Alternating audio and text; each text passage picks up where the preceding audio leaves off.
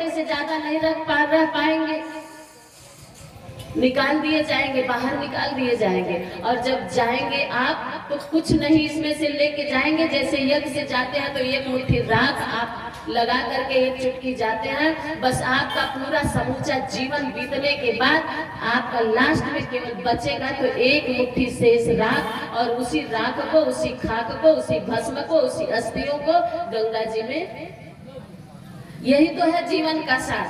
तो हम भस्म हो जाएंगे। कितने लोग कहते हैं कि हम अच्छा काम करें तो भी मरेंगे, और बुरा काम करें तो भी मरेंगे, तो बढ़िया से खा पी के मौज मस्ती उड़ा के मरे। काहे को हम त्याग वाला जीवन जी के, काहे को साधु सन्यासी बन के मेरे मरे। तो महान कैसे बनेंगे आप? यज्ञ कर रहे हैं, यज्ञ की परिभाषा जान लीजिए। यज्ञ मरते दोनों हैं, बुरे भी मरते हैं, अच्छे भी मरते हैं। यज्ञ करने वाले भी मरेंगे और ठेके पर लड़खड़ाने वाले भी मरेंगे। सात्विक आहार भोजन करने वाले भी मरेंगे, मुर्गा मुर्गी खाने वाले भी मरेंगे, लेकिन दोनों के मरने में बहुत भेद है मेरे भाइयों बहनों।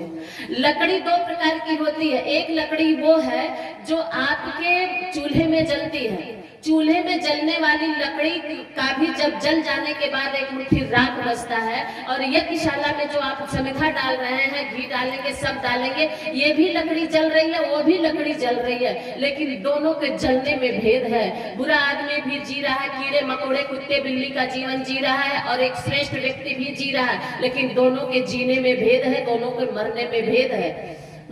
जलने के बाद चूल्हे की लकड़ी को, आग को, राख को बर्तन मांजने के काम में ले सकते हैं और गंदगी ढकने के काम में ले सकते हैं। इसके अलावा आप किसी काम में नहीं ले सकते हैं। लेकिन जलने के बाद यज्ञशाला की लकड़ी को जब जल जाती है, यज्ञशाला की राख को विभूति कहते हैं, विभूति, और विभूति कह करके पुड़िया बना करके अपने घर में रखते हैं। किसी की तबीयत खराब हो तो कहते हैं माता जी का नाम लेके विभूति लगा लीजिए, थोड़ा जीवा पे रख लीजिए।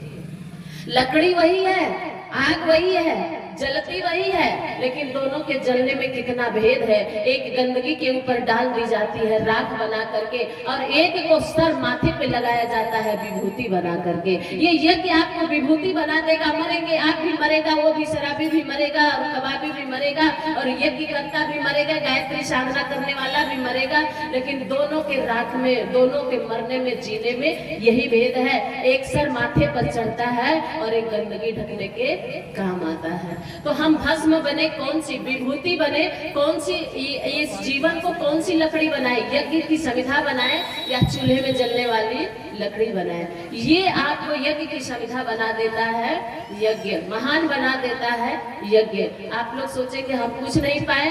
जब यज्ञ में समिधाएं जलती है और मंत्र के साथ जब घी पड़ता है तो उसमें से सूक्ष्म ऐसे कण निकलते हैं, ऐसी तत्व, ऐसी शक्ति निकलती है जो आपके रोम रोम में बसे हुए वो सारे रोग शोक, जन्म जन्मांतर के पीड़ा पाप पतन जो होता है, उन रोगों को, उन वायरस को वो धुआं खत्म करता है और आपको निष्पाप बनाता है अंदर अंदर, जो आप नहीं जान पाते। ये आध्यात्मिक और वैज्ञानिक दोनों तरीके से आपको वो नस नाड़ियों के माध्यम से, नासिका के माध्यम से जब वह तत्व अंदर जाता है तो आपके अंदर के राक्षस तत्व, बुरे तत्व को हटाता है और वहां देव तत्व को स्थापित करता है।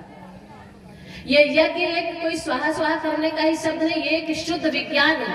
और इस यज्ञ पर आज के युग के याज्ञवल्क्य हमारे परम पूज्य गुरुदेव ने प्रयोग किया, और प्रयोग करने के बाद आप सब के लिए यज्ञ को अनिवार्य किया। प्रतिदिन हमारे घर में यज्ञ हो। यहाँ से सूत्र बताया गया कि बलि वैस के माध्यम से प्रतिदिन आप 5 आहुति डाल करके यज्ञ करें, अपने घर में यज्ञ वातावरण बनाएं।